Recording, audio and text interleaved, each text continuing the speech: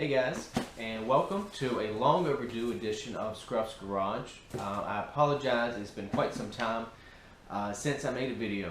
I appreciate all the folks following along, still subscribing to the channel. I try to interact and answer questions that people post on the different videos as best I can, but it's been a while since I made a new video, and I apologize.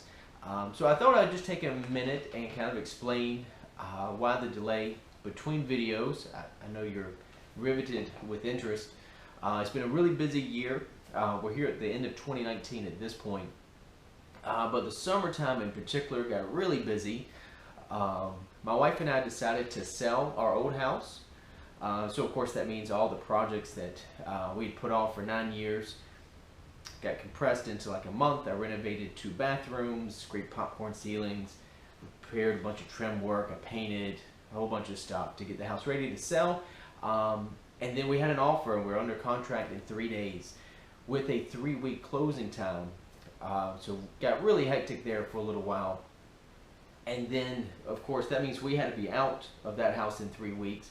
We had to find a new place, which is where I'm standing now. I'm in a new garage, but we only had 3 weeks to find a new place, which we did. But literally within 30 days from the day we listed the house for sale, 30 days later we had listed, found a buyer, gone through all the inspections, 3-week closing, found a new place, all the inspections, made offers, all the bank paperwork, and closed on that place as well and moved, all within 30 days.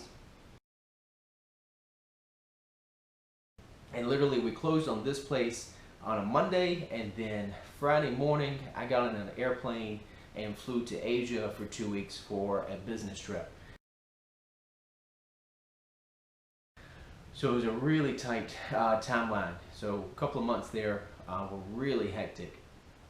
One fun fact about the old house, I don't think I'd ever mentioned it on the channel before. Maybe I'll throw up a couple of pictures for you. Several years ago, if you've ever seen the TV show HGTV, Love It or List It, where they renovate somebody's house and they show them to other houses to talk them into buying, that was us. We were on that TV show a few years ago. They renovated what is now our old house. Spoiler alert, we loved it. We stayed there for over 3 years. Excuse me. After the renovations, we loved every bit of it. It was a really fun experience. But if you're into HGTV, like my wife and I are, if you want to go back and it's Jeremy and Shayna, you can find us. I'm sure you can find the old episode. You can see the old house. This is back before I had my channel, and I didn't even have the Corvette yet. I still had my Turbo Miata, which makes a very brief appearance at the beginning of the episode. They refer to me as Jeremy, the amateur race car driver, which was kind of fun. But anyway, maybe I'll throw up a couple of pictures of the old house, particularly the kitchen and stuff that they renovated. It was a really cool experience.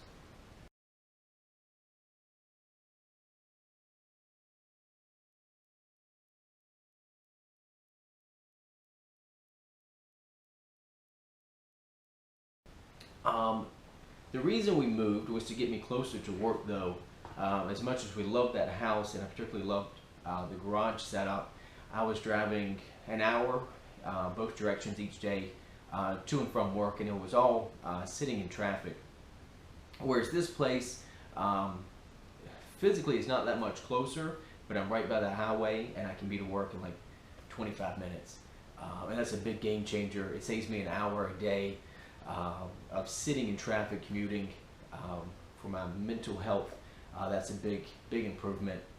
And also this is a townhouse, which is required some setup changes, obviously, because I'm a car guy, but it also means I don't have to cut grass and weed and pressure wash and seed and aerate and dethatch the grass, just all the things that went with keeping up a house, right? I enjoyed the work, but just didn't have time for it. So for us, it's been a simplification of how we use our expendable time. So the big notable change, anything that you might care about, is that there's a difference in the garage. Obviously, I'm in a new space now. This garage, however, is smaller, unfortunately. with townhouses, you just can't be but so picky. I'm lucky to have a garage, and there's also an attached carport that my wife is so kind to park in, so that the garage is essentially for the Corvette and obviously all of my tools. The old garage was 23 by 23. This garage is a meager 20 by 20, and you think, oh, it's just 3 foot in each direction. How much of a difference could that make? It's about 130 square feet actually, which is actually a decent sized workspace. So that's required some changes to my setup. I had to downsize some things. Obviously, being a townhouse, I don't have parking for my car trailer anymore, so I had to sell that, which is going to require some changes to how I get my track car to and from the track. I mean, obviously it's street legal, but a trailer was always nice. It was the easy button. I sold off some of my equipment, particularly my woodworking stuff. You never really saw that much on the channel, but I built cabinets and did some other woodworking stuff. So I got rid of my table saw. I had a nice big router table. I've got a story about that I'll tell you here at the end. My engine stand and my engine hoist, I got rid of those because hopefully I never have to pull the engine out of the Corvette again. So I got rid of some of those items. So some of it was downsizing, and then as I moved into this garage, I'll do maybe a panoramic here in a second.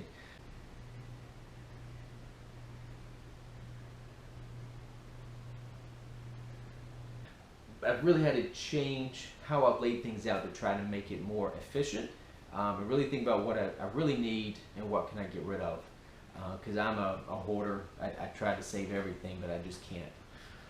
So yeah, over the next couple of weeks, I'll be posting some new videos. I've got a few small things that I've done to the Corvette, really nothing major, but some things you might find interesting, so I'll do a couple simple videos with that.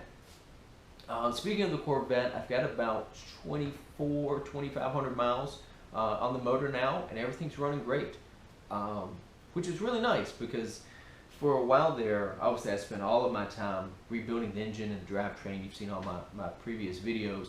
So it's kind of nice just to be able to like get in the car and drive it to work on Friday when it's nice out. So I've been enjoying that. Obviously I don't put a ton of miles on the car, and it is winter time now, so the weather's a little more inclement. But it's nice to have the car up and running, and it's doing really well. So all the things you saw me work on and do, they're all holding up and no issues at the moment. I'll probably also do a short mini series just to show you some of the different things I've done in the garage. You can see like the Gladiator cabinets behind me, and I'll just show you how I've laid out some of the shelving and trying to make the most use of like the vertical space, because obviously 20 by 20 I don't have a lot of square footage on the floor just to spread out a bunch of junk. What else happened this summer? The other thing I'm a little embarrassed to share, because I hate it when I make a mistake, particularly when I know better. But speaking of those woodworking house projects, trying to get the old house ready to sell, and I told you about the router table that I had. It's completely my fault. You know, in hindsight, you realize these things. I was running a workpiece through the router table. I was making a piece of trim for to go around a door. I was replacing some rotten wood. But anyway, you know, and I've used that router table hundreds of times. I built cabinets. I built the router table. Like, I know how it should be used, and it was just like a mental lapse.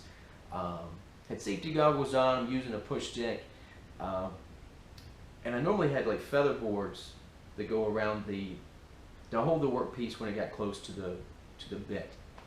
So you never got your hands in there close, but it could still hold it. But obviously, as I was making a cut that I should not have been making, I had taken those feather boards out, and I was using my hand a little too close to the router bit, and it grabbed the workpiece and pulled it into the blade. And when it did so, it took these two fingers and sent them through the router bit as well. You probably can't see it much on the video now. I've got a weird lump. This finger has healed up very well. This one's just a deep laceration, but it really mangled this finger. I'll share a couple of maybe gross pictures if I can figure out how to put them into the video.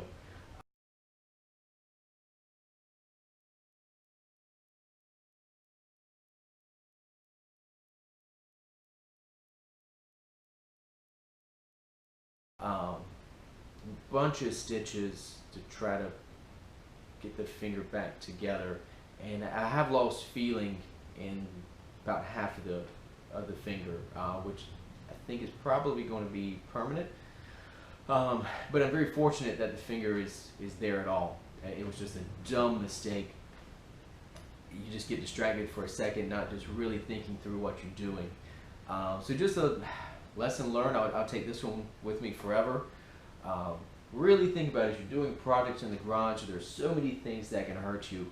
I've always been a big proponent, especially when I'm at the solvent tank, of wearing safety goggles. Just it sucks to get solvent in your eyes, but there's so many things that can go wrong. So just think about that. Hopefully you can learn something from my stupidity. But I'm very lucky to have these two fingers because I made a dumb mistake with a power tool. But I sold that router table, so hopefully I won't make that mistake again. But thanks for tuning in to Scruf's Garage. Of course, if you've got any questions, always hit me up in the comments. I'm happy to chat and answer anything that I can. Please like and subscribe if you haven't already to the channel.